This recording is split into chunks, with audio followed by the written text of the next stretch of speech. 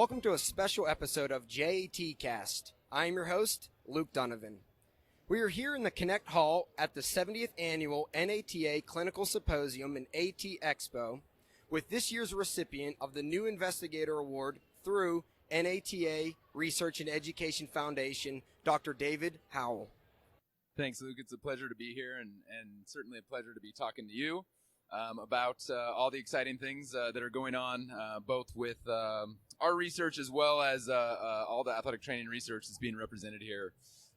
So I work at Children's Hospital Colorado, where in the Sports Medicine Center and the University of Colorado Medical School in the Department of Orthopedics, where I am the lead researcher for all things sports medicine. My primary interests are related to concussion in youth athletes, ways to assess, treat, diagnose, prognose, and monitor recovery, and trying to understand essentially better ways that we can help athletes that sustain concussions. How did you get where you are today? My background is as an athletic trainer. I did my undergraduate in athletic training at Whitworth University, and I did a post-professional master's degree in athletic training at the University of Oregon.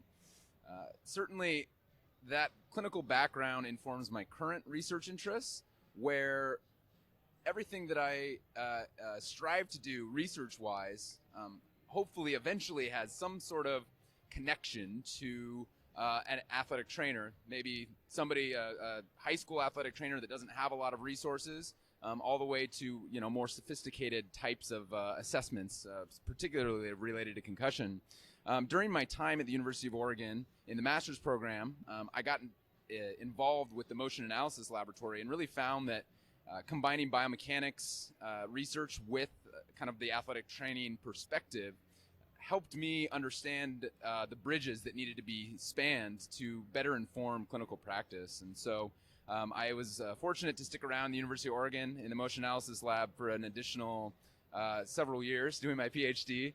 And then I went to Boston Children's Hospital and did a postdoctorate fellowship with Bill Meehan at Boston Children's Hospital, particularly focused on implementing laboratory-type paradigms into clinical practice, and again, trying to improve the ways that we evaluate and treat athletes with concussion.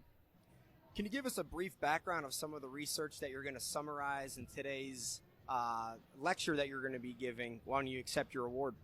Certainly. I have many different areas of interest.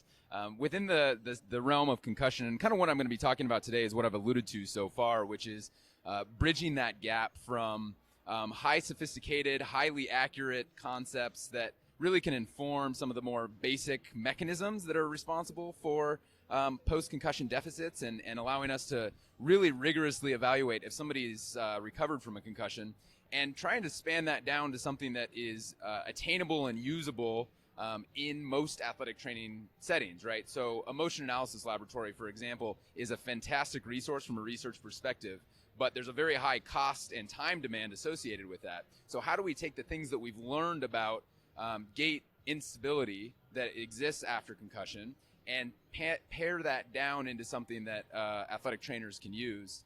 So that's kind of the main theme of my talk. I'm also going to talk about a lot of the other collaborations and research that we have ongoing that spans from understanding risks following concussion. For example, after you sustain a concussion, you're more likely to go back. If you go back to play, you're more likely to get a musculoskeletal injury. Understanding some of those mechanisms and what we can do to curb that risk and improve our return to play practices.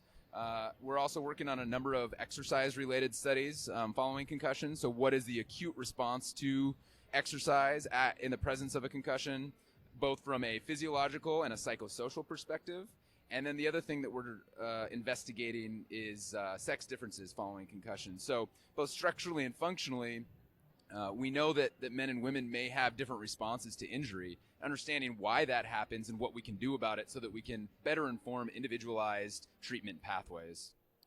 To build upon a little bit about what you just described that you're going to discuss this afternoon, what are 2 to 3 things that athletic trainers in the clinical practice can do now to better improve sport-related concussion management, diagnosis, treatment? I think the number one biggest thing that we've seen in our practice recently is the introduction of feasible and objective testing instruments following concussion, rather than kind of the traditional symptom-based approach. There's simple things that we can do to augment those evaluations. And I certainly think symptom evaluations are important. At the end of the day, we want to make sure that our patients are feeling better, but it's not telling us the whole story. Athletes in particular are known to underreport their symptoms, and even if they're telling you the truth, they may be telling you the truth, but the lack of symptoms may not actually represent that their brain is fully recovered following a concussion. And so a couple of things that we've implemented into our clinics are simple dual task approaches to concussion, being one of them. And the other is kind of more sophisticated or objective eye testing. So on the dual task concept, we know that we can evaluate a lot of different functions in isolation. That's typically what we do. You can take a computerized neurocognitive test, you can ask them about their symptoms, you can assess static balance control. But when we go back to sports, we are never doing one thing in isolation. We're never just doing a motor task. We're never just doing a cognitive task. We're constantly implementing both of those different things and reacting to stimuli and needing thought to drive our motor system. And so if there's small deficits in that, we may not be able to detect that clinically if we're not testing motor and cognitive function, for example, simultaneously. And so what we've done is something like a tandem gait test, which is a part of the SCAT-3 and the SCAT-5, where an individual walks in a tandem kind of configuration, heel-toe, forward 3 meters, turns around, comes back.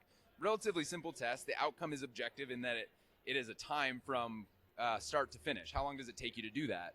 The introduction of a secondary task, a cognitive task to that, tends to increase the complexity of that task to a degree where we're seeing kind of large changes that we wouldn't have otherwise noticed. And that's helping us inform athletes and their parents in the youth setting that, either you're trying too hard, you're not trying hard enough, or look, you can't do two things at once. How do I expect you to go back and play soccer where you're having to do multiple complex motor tasks and also be thinking at the same time? And we're trying to understand right now how that then relates to future injury risk. So how have you been getting that information out? So you described a laboratory-based biomechanical analysis has given invaluable information, but again, might not be clinical or feasible. But then you just describe a simple heel-toe walking task. What have you been doing to get the word out to other athletic trainers, clinicians, parents, coaches? I'm very fortunate to work with a group of physicians and athletic trainers that are very receptive to kind of more out-of-the-box type approaches and through discussions at the individual level of saying, look, here's a simple thing that we might be able to do that's going to help us better understand the full entity of concussion recovery in a small way, right? We're not going to be able to evaluate every single brain function, but what is that balance of cost, time, and clinical utility? It's what's actually augmenting your clinical decision-making at the end of the day, right? And so through those individual conversations with the people that I work with directly, we've been able to have some widespread implementation of these things. At the same time, coming to conferences like this, talking with athletic trainers, talking with other researchers in the field, trying to understand how we take the information that clinicians are providing to us about the things that are missing and what they wish that they had, and implementing that into research studies, testing whether or not the things that they think can help us make decisions to determine whether or not, again, somebody should return to play following a concussion, for example, and reporting those results either in peer-reviewed publications or in conference venues like this, where we're able to disseminate some of our findings. Well, Dr. Howell, that was my last question. Once again, I want to congratulate you on being named this year's recipient of the new Investigator Award through the NATA REF. Do you have any closing remarks for the listeners? Not at this time. I'm excited to be here and help to represent the research ongoing in the athletic training field. And it's certainly an exciting time to be here. There's a lot of very talented researchers, and I'm honored to be among them and to connect with them at this conference and to be able to share ideas. So thank you so much for having me. Thank you for your time. And once again, this was JAT Cast, the official podcast of the Journal of Athletic Training.